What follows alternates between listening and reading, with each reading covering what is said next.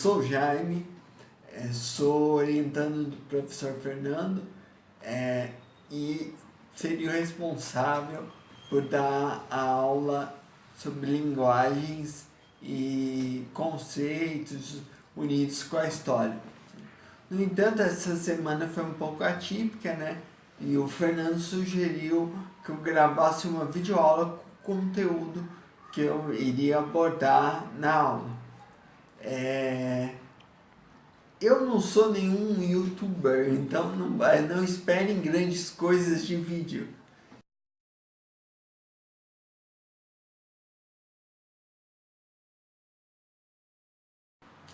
Bom, a aula eu vou abordar a história dos conceitos, do vocabulário político e das linguagens políticas a partir de 3 autores que trabalham essa ideia da linguagem relacionada ao mundo social.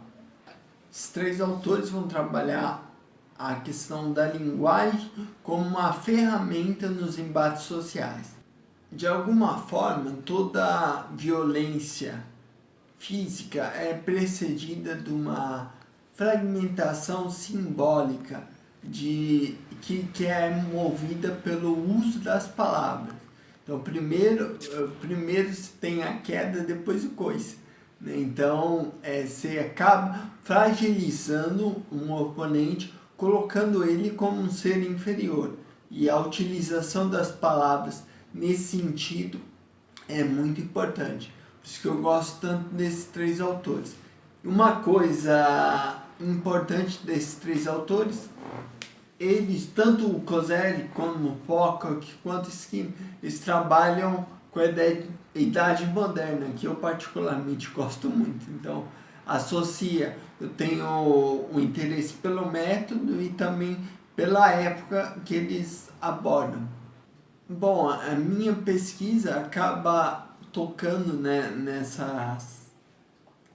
nessa área, né? Trabalho o conceito de revolução e história na Inglaterra, principalmente, e como esses dois conceitos vão ser importantes para a mudança da percepção e experiência do tempo.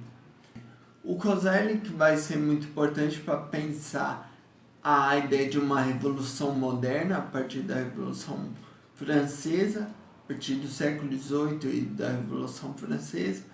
E eu trabalho um pouco antes, eu quero entender como sai do conceito chamado tradicional para o chamado conceito moderno de revolução. E isso, para mim, tem muito a ver com que está relacionado a uma ideia de história e como a experiência histórica molda a ideia do conceito antigo de revolução.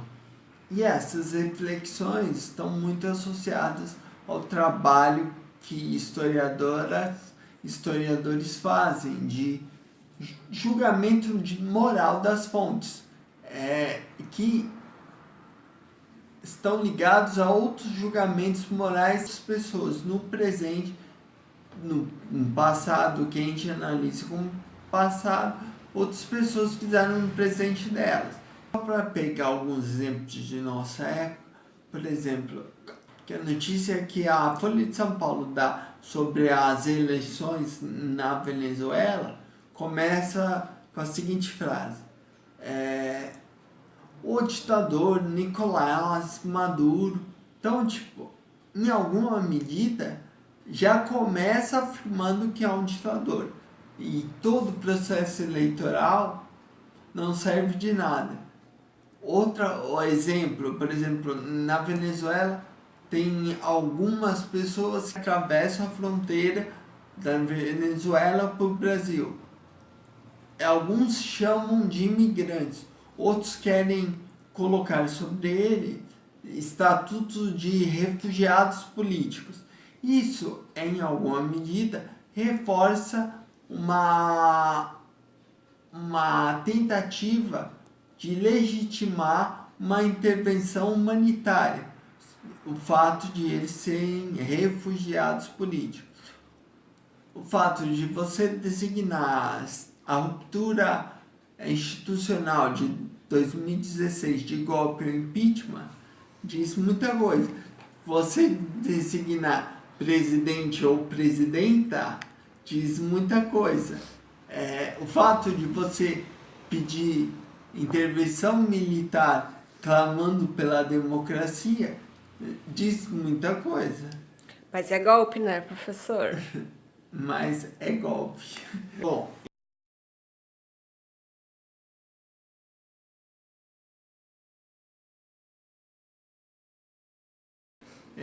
nós podemos pensar da onde veio essa dimensão, esse interesse de trabalhar uma história dos conceitos ou dos vocabulários.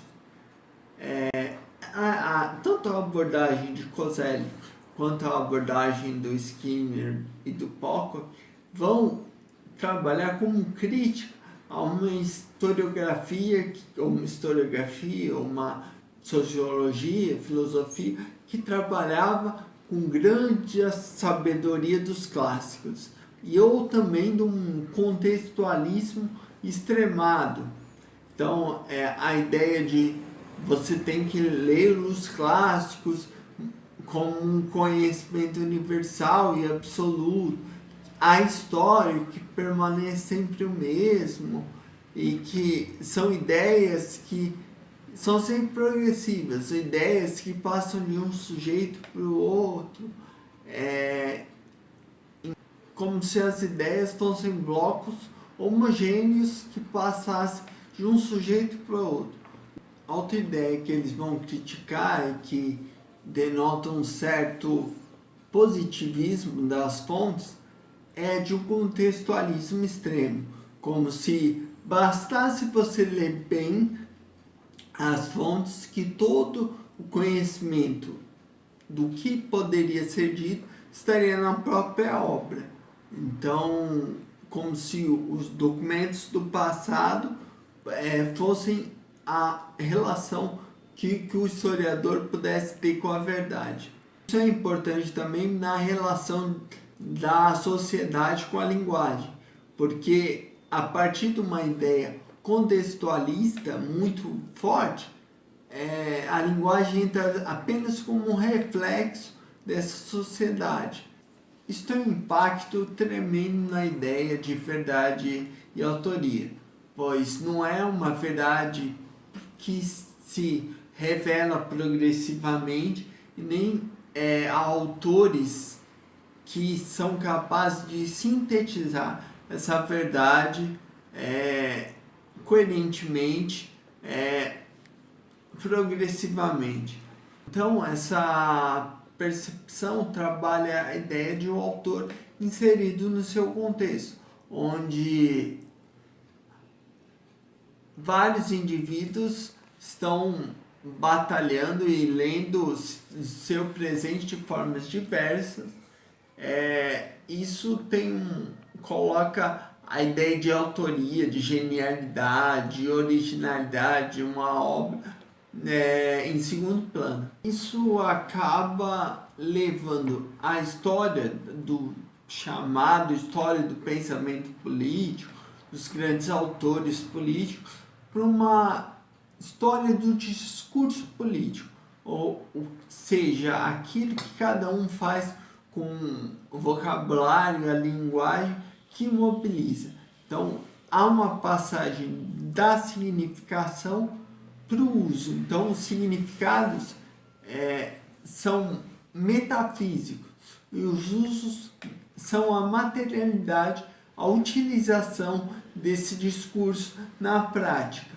Os vocabulários mobilizados são importantes para criar identidades, colocar um nós, aquilo que está próximo, e apontar quem são os eles, quem são diferentes de nós. Isso vai fazer com que haja uma certa assimetria nas relações.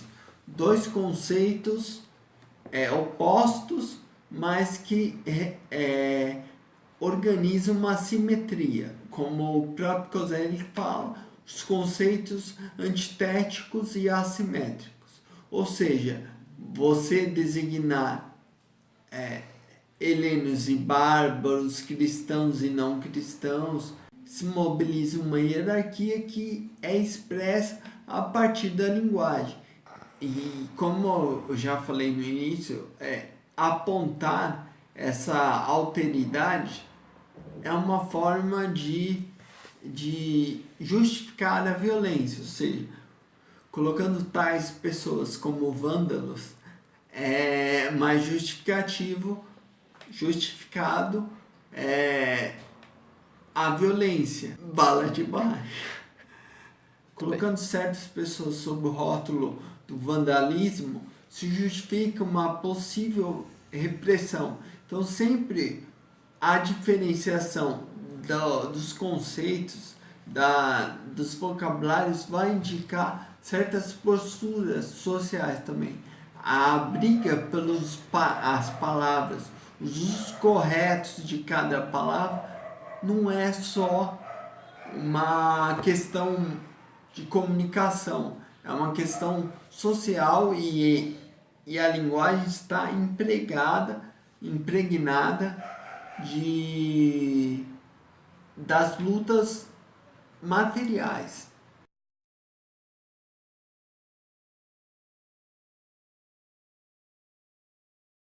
Bom, nesse slide eu levanto algumas implicações dessa abordagem dos três autores para a prática historiográfica. Bom, a primeira delas é a ideia de diacronia, de uma consecutividade dos acontecimentos dentro de uma narração no presente, passado e futuro. E da sincronia. Embora os três autores trabalhem de alguma forma com as duas dimensões, a gente pode falar que o Skinner e o Pocock em alguma medida trabalham mais com a sincronia e o Koselleck trabalha mais com a diacronia. Nessa tentativa de traçar uma história conceitual, o Koselleck trabalha basicamente com três tipos de conceito. Os conceitos tradicionais, que eles permanecem com o mesmo significado, os conceitos que mudaram com o tempo, por exemplo, que era a liberdade para o século XV não é a mesma coisa que é para o século XIX. E os neologismos, os ismos, os comunismo, capitalismo, são uma coisa que é uma interpretação posterior. Ele dá o exemplo, por exemplo, a ideia de democracia está presente nos três tipos de conceitos que ele coloca, ou seja, permanece alguma coisa, mudou com o tempo, mas também agregou valores que tem uma temporalização, projetam valores para o futuro. A interpretação também, de alguma forma, dialoga bastante com a ideia de acontecimento e estrutura. Se para o Koselleck, para formar essa estrutura diacrônica entre passado, presente e expectativas do futuro, vai ser importante apresentar diversos eventos narrados que vão formar a descrição de uma estrutura. Para o Pocock e para o Skinner, eles pensam uma história, priorizam o acontecimento, ou seja, eles estão pensando o que acontece naquele momento, como os autores vão mobilizar. Então a estrutura, ela aparece. Questões mais de longa duração vão aparecer, mas apenas para explicar o movimento, as atitudes dos indivíduos. Todo contexto linguístico é também um contexto plural. Ele é polissêmico, porque não basta você ler uma fonte para retirar dali o que representaria a verdade. Ou seja, ele tem diversos sentidos dependendo dos atores que estão sendo mobilizados ali. E essa ideia é importante porque um conceito, por mais diferente que ele possa ser, ele só vai se enraizar se tiver uma mudança social. Então, por mais que a linguagem seja uma ferramenta, e se ele não tiver meios não tiver solo fértil para nascer, com aquele conceito não vai se firmar. Isso é um pouco que eu trabalho na tese. Assim. Eu acho que a ideia de uma revolução tradicional por uma revolução moderna tem um pouco isso. A mudança no conceito de revolução só é possível ser entendida a partir de como se mudou a sua sensibilidade social que possibilitou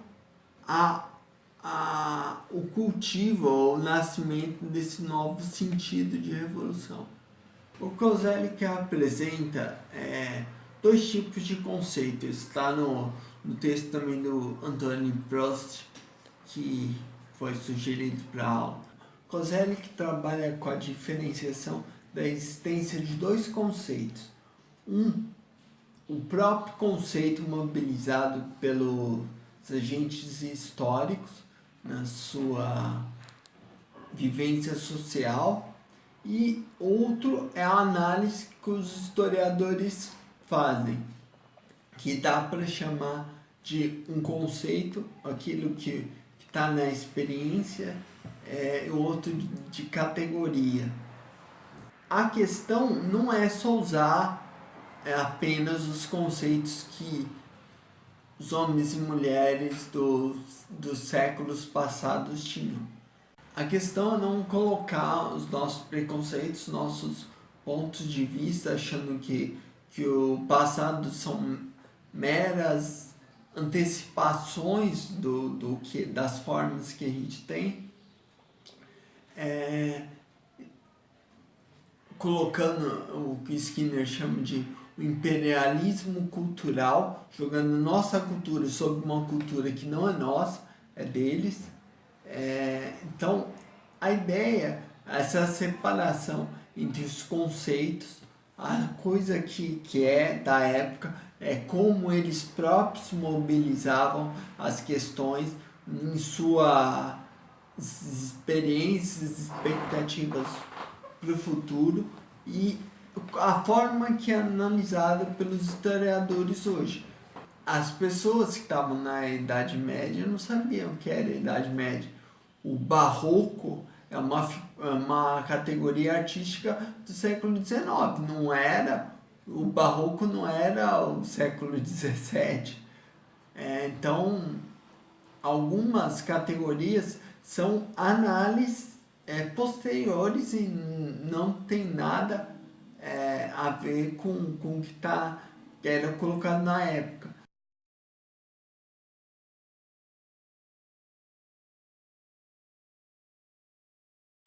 O vocabulário mobilizado por esses autores precisa ser publicamente conhecido. Não dá para empregar uma palavra com outro significado que não seja aquele que seja reconhecido publicamente. Então, as ideias como entidades privadas e reconhecíveis.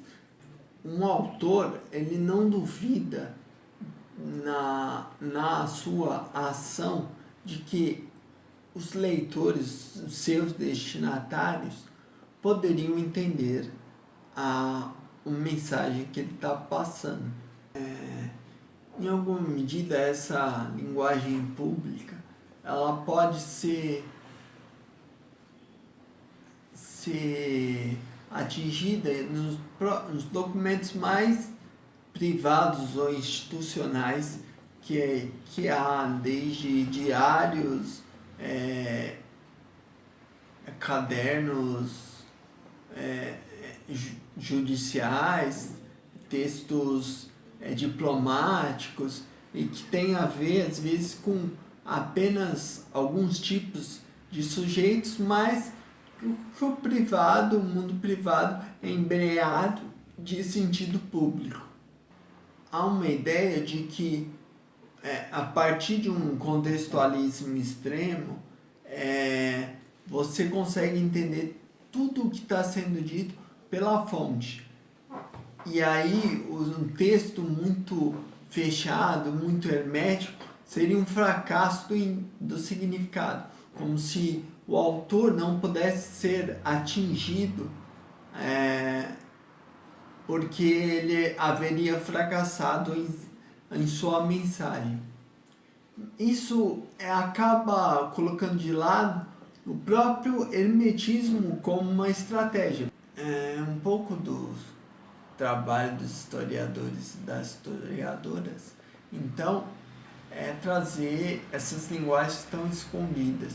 O Pocock tem uma imagem interessante, que ele fala que o trabalho dos historiadores e historiadoras é como uma Penélope, personagem da Odisseia, que espera o seu marido Ulisses da volta da guerra de Troia, e durante o dia tece um manto e durante a noite desfaz o trabalho.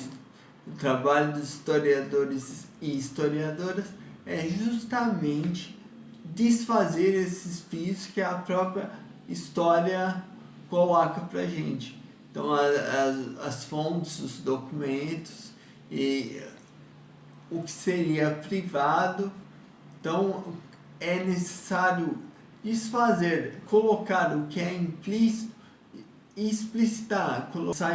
A interpretação é importante, porque a partir dos conceitos e do conhecimento dos vocabulários, se pode entender as inovações ou as permanências, revelar o que parece restrito ao ambiente privado.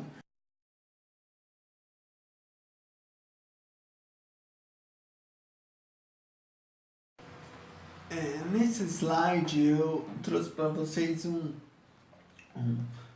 esquema que é muito comum em qualquer curso ou ideia de comunicação, que é a ideia de emissor, mensagem e receptor. Eu trouxe essa ideia um pouco porque eu acho que a diferença entre os três autores está um pouco aí. Colocaria o Skinner como a pessoa que está interessada no emissor, o autor, quem vai falar a mensagem. Então é por isso que a metodologia dele está a entender os atos de fala, aquilo que foi pronunciado por cada autor. O Koselleck, que seria essa mensagem, por isso ele está preocupado em entender os conceitos que são mobilizados pelos atores políticos. E o Pocock, que estaria no final da cadeia, seria o lado do receptor. Ele entenderia como uma mensagem que foi pronunciada lá pelo emissor foi recebida pelos vários atores políticos. Estaria interessado nos vários atos que formaram uma linguagem reconhecida e recebida pelos agentes históricos em outros séculos, em outros contextos. Bom, uma forma mais fácil de entender um pouco a diferença entre esses três autores é abordando cada um individualmente. Eu vou começar com Koselleck.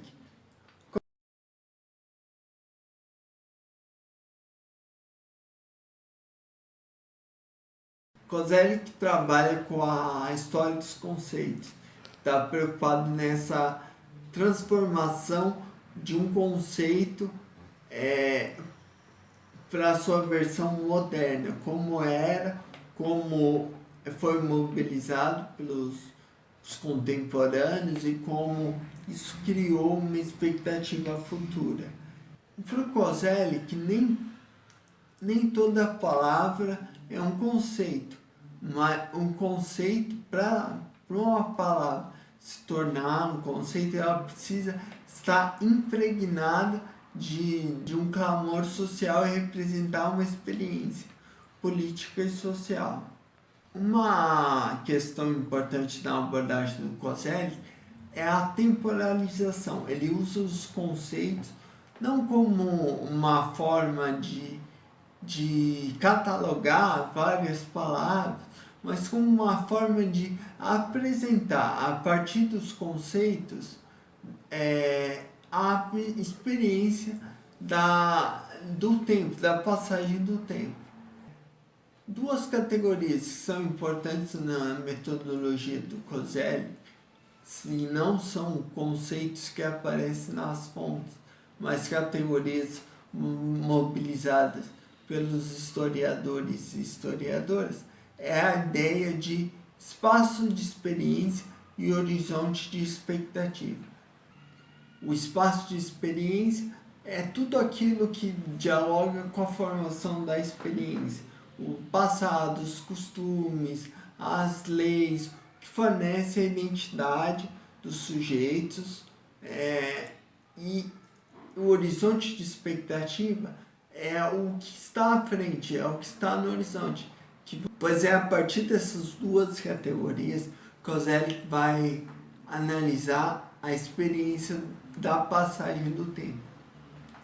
Para ele, a distância entre espaço de experiência e horizonte de expectativa é o que vai delimitar a distância do fluxo temporal, da experiência temporal. Quanto mais distante essas duas categorias estiverem, mais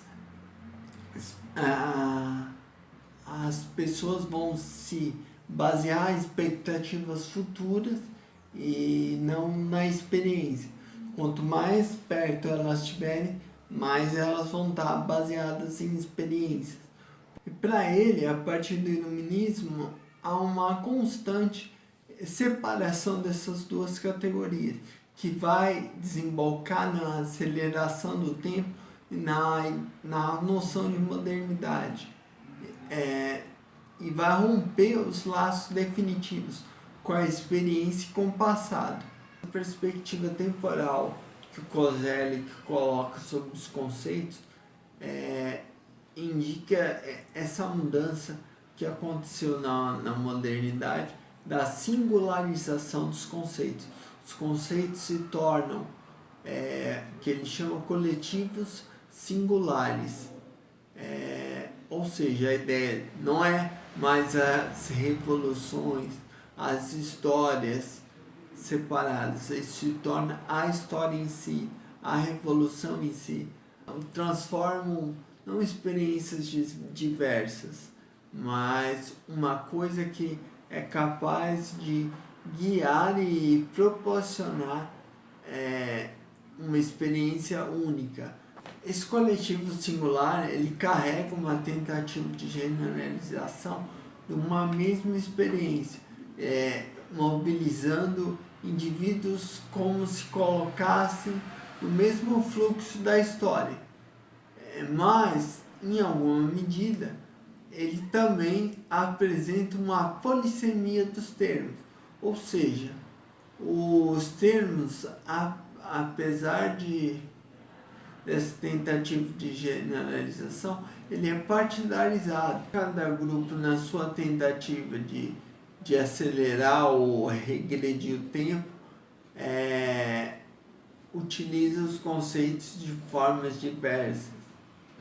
A temporalização da história acaba não relata histórias específicas, mas coloca todo mundo sobre um fluxo histórico único, como se pudesse dividir o antes e o depois, como os bárbaros, os civilizados, os antigos e os modernos, todos no mesmo fluxo, cuja a evolução ou a modernidade separaria essas figuras.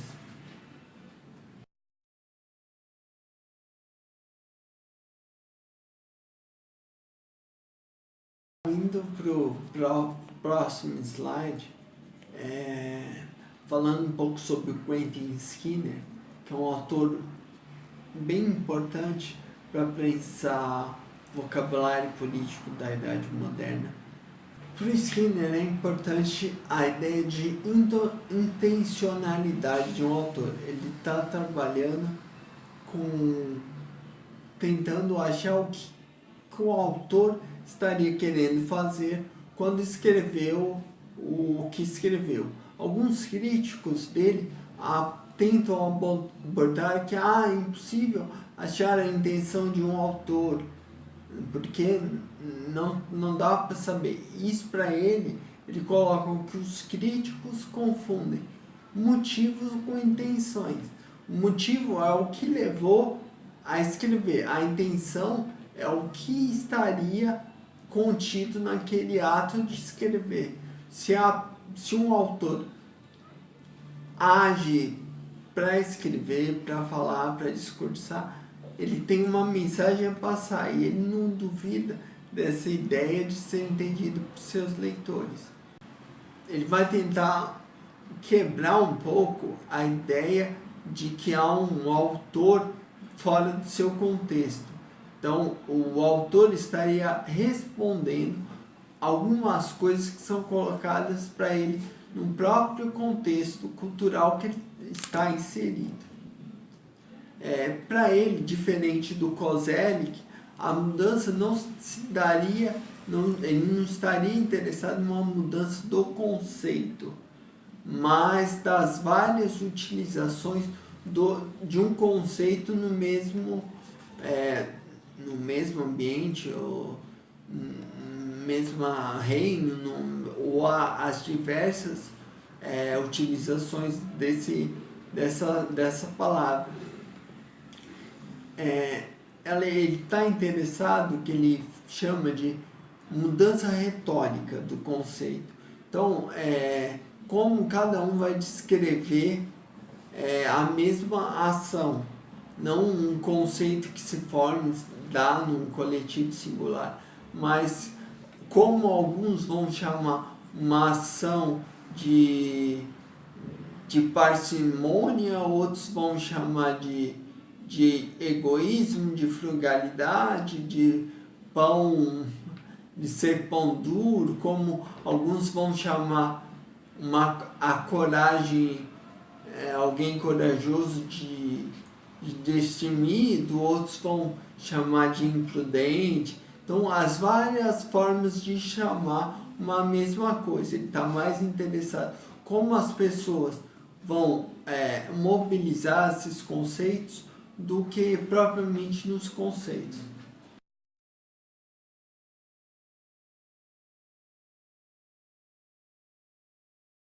Bom, indo para o neozelandês John Pocock, temos a apreciação da linguagem política.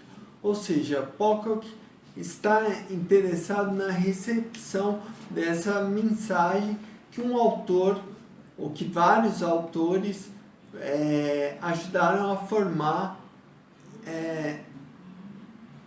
em diversos contextos.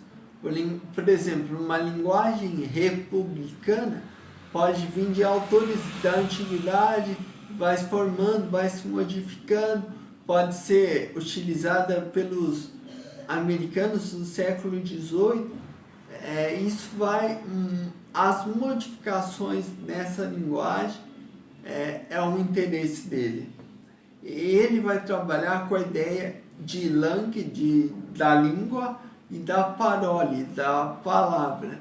Então é importante para ele ver como os atos de fala, como cada indivíduo vai mobilizar essas palavras para modificar a língua. E também como a língua vai formar, vai possibilitar, vai ser um constrangimento e uma ferramenta na mobilização dessas palavras. Então, Pocock está preocupado com a efetivação da linguagem, ou seja, como cada um recebeu essa linguagem, não tanto a mensagem do autor, mas como foi recebido, foi utilizado, empregado e restabeleceu, ou seja, ele está pensando nos efeitos dessa intenção do autor. Como Pocock não está tão interessado nessa intenção do autor, para ele essa mensagem originária pretendida por quem escreveu uma obra continua efetuando e interagindo fora das intenções originais. E aí possibilita ou mobiliza outras intenções de outros autores, etc. Então, é importante para o Pocock que toda a linguagem vai estar impregnada por idiomas. Idiomas religiosos, jurídicos, não necessariamente a utilização de uma linguagem constituída vai ser limpa, sem a interferência de outros idiomas. Bom, eu gostaria de trazer também, até para ficar mais visível, alguns exemplos práticos. Esses exemplos práticos, eu trouxe algumas coisas que eu encontrei em artigos, na dissertação de mestrado, coisas que eu mesmo me envolvi. Uma plataforma interessante para a gente fazer as pesquisas de vocabulário é pesquisar como era utilizada nos dicionários de época. Os dicionários são interessantes porque, de alguma forma, é uma tentativa de fornecer um significado padrão ou de homogeneizar esses significados. Aí eu trouxe um exemplo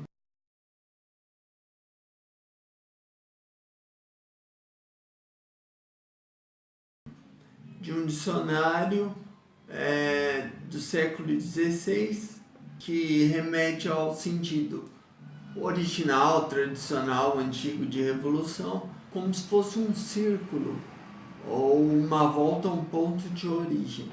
E não havia então a necessidade de indicar sentido moderno, como se fosse uma revolução política. Já nos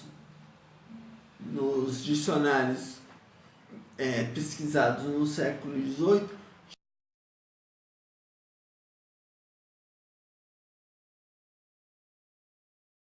já tem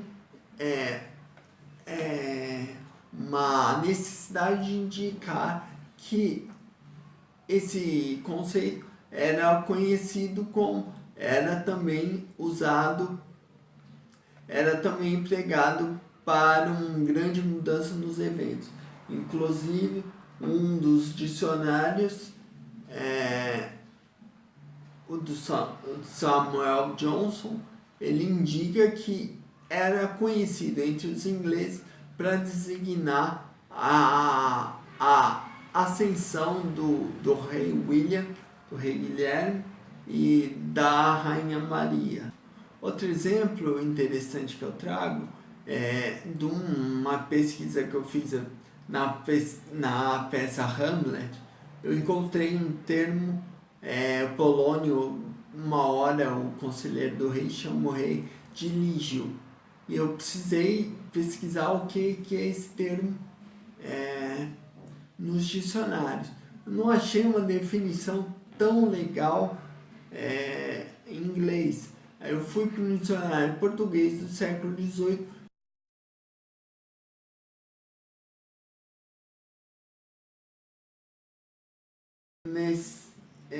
O Lígio seria esse vassalo mais ligado ao rei, tendo que proteger, tendo que servi-lo até em tempo de paz. Eu achei essa definição interessante e é uma definição em português do século XVIII, então se vocês não conseguirem ler, pausem, leiam, porque é muito chato mesmo. Outra sugestão interessante é pesquisar os termos em enciclopédias da época.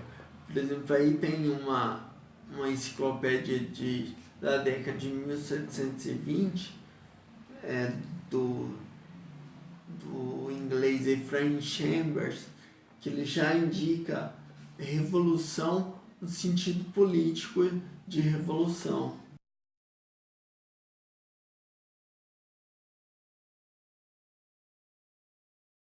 E ele também coloca que entre os ingleses esse termo ficou muito comum na Revolução de 1688. Na França também, na enciclopédia francesa do Diderot e d'Alembert, também a gente consegue perceber a ascensão de um vocabulário político, no sentido de revolução, como se fosse um acontecimento político. E é interessante o segundo significado que a enciclopédia apresenta, é que esse termo é bem conhecido para a Revolução de 1688, na Inglaterra.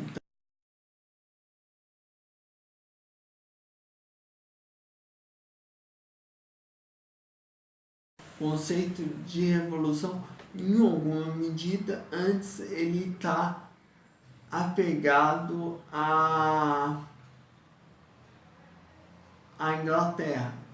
Outro exemplo que eu trago é a partir de uma análise da peça Hamlet, do William Shakespeare, do Fólio de 1623,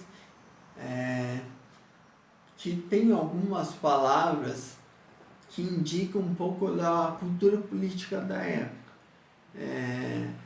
O teatro, como a gente não pode assistir e ter acesso às imagens e encenação daquela época, alguns vestígios da cultura política a gente pode achar pelas palavras.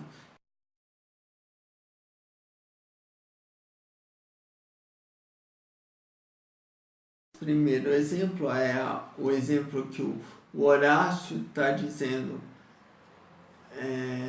para o Bernardo e para o Marcelo, que é dever, como dever e contar o Hamlet sobre a aparição do fantasma do seu pai.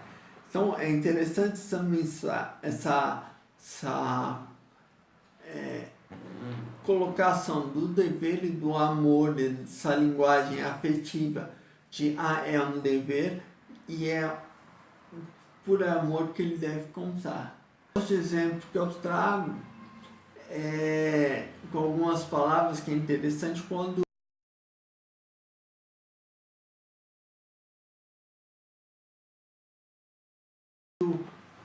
os cortesãos de Tersane e o Rosencrantz vêm para a corte, eles são convidados pelos reis. Então os cortesãos são convidados para o rei para passar um tempo, o rei pela rainha, para passar um tempo com Hamlet e para descobrir nesse convívio um pouco do que seria que está afetando ele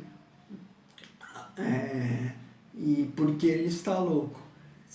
Observando, a gente consegue olhar que os monarcas eles utilizam uma linguagem de prazer, de boa vontade, de cortesia, enquanto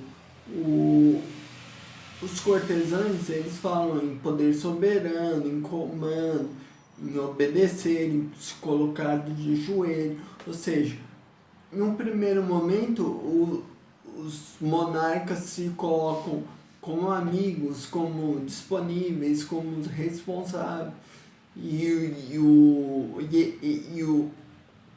os cortesãos eles reforçam essa submissão.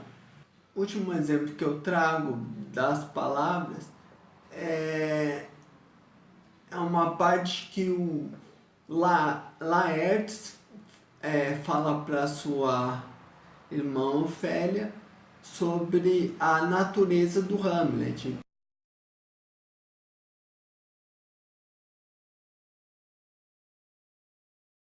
Para ela desistir de qualquer intenção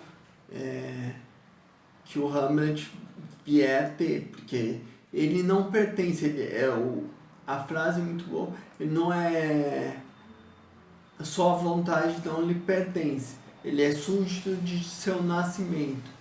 Ou seja, ele é um indivíduo que está a serviço de um corpo maior. Isso é uma coisa interessante que a gente consegue ver pela utilização das palavras. Coisa interessante é a pesquisa em plataformas, porque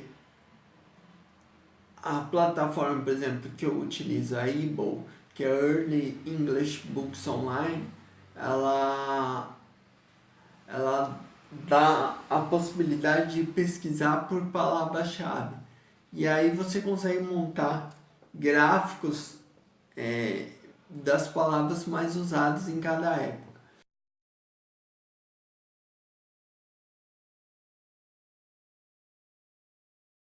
Esse gráfico é um pouco o que mobilizou minha pesquisa atual sobre o conceito de evolução. Se a gente observar, tem a partir da década de 1640, tem uma acentuação na utilização do conceito e ele sobe bastante em 59 e 60, entre a República, a Segunda República Inglesa e a Restauração Monárquica, e aí decai de novo e sobe absurdamente em 88 e 89. Então, me interessa um pouco entender essa subida. Outro gráfico é sobre o termo good old cause, que é uma expressão que eu trabalhei no mestrado,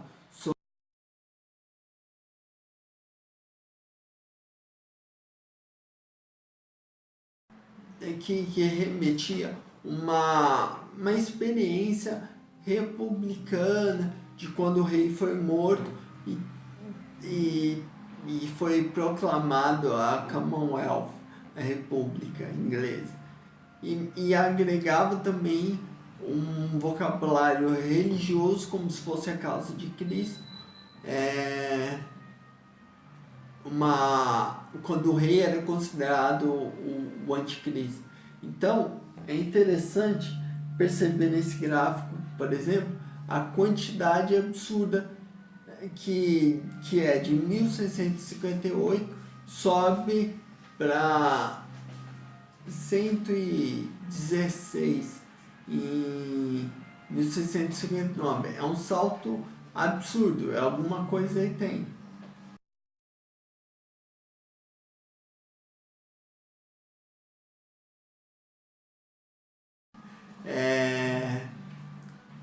E depois da morte do Cromwell em 58,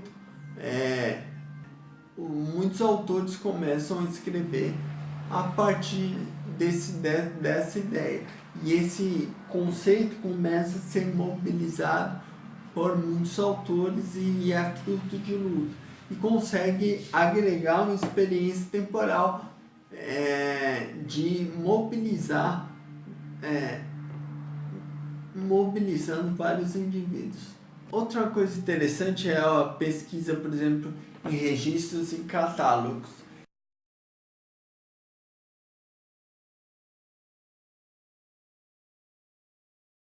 São um gráfico que eu montei numa pesquisa que eu fiz para dissertação, que acabou não entrando, e que é baseado em cima dos textos coletados por George Thomason.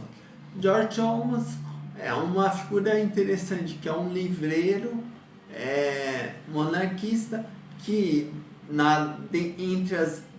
entre as épocas décadas de revolução, ele começou a coletar os panfletos, porque ele achou que ali ia ter alguma coisa.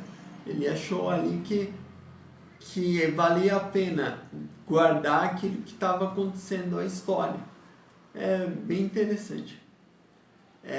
E aí eu tinha que ver se aquele gráfico, aquela explosão que eu vi em 1659, em alguma medida dialogava com os períodos de crise política. E, de certa forma, em maio, quando tem a maior expressão do uso político, se eu não me engano, é nos títulos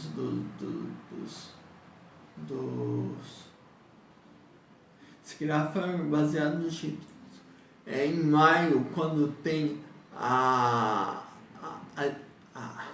dispensa de Richard Cromwell, que é o filho do Cromwell que governaria a Inglaterra, há uma explosão do termo Good Cause. E o último exemplo que eu gostaria de dar é o termo Commonwealth.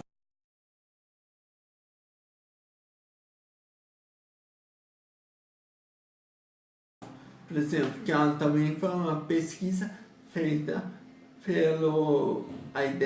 pelas palavras-chave, e a gente pode ver que a partir de 59, 60, o termo explode. E tem outros termos, Free State e República, que ficam ali, mas não tem tanto destaque como Commonwealth, assim.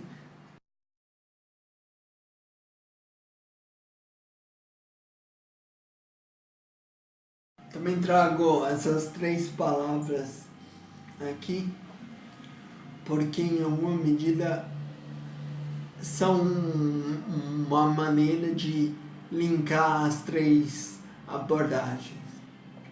Não é só uma utilização do vocabulário que interessa, elas também agregam uma expectativa futura, elas colocam uma expectativa temporal que remete a uma experiência do passado, da Good Cause, da Commonwealth, do republicanismo, da revolução. Essa mudança conceitual a partir de uma mudança de sensibilidade na sincronia, os atores envolvidos, os atores e atrizes políticas envolvidas no presente, debatendo sobre os usos dos conceitos e vendo esses conceitos mudando e adquirindo experiências temporais diversas. Bom, obrigado pela oportunidade e muita coisa eu acho que vai ficar por cima, muita coisa vai ficar dúvida. Mandem dúvidas, mandem sugestões que vai valer a pena. Valeu. Obrigado.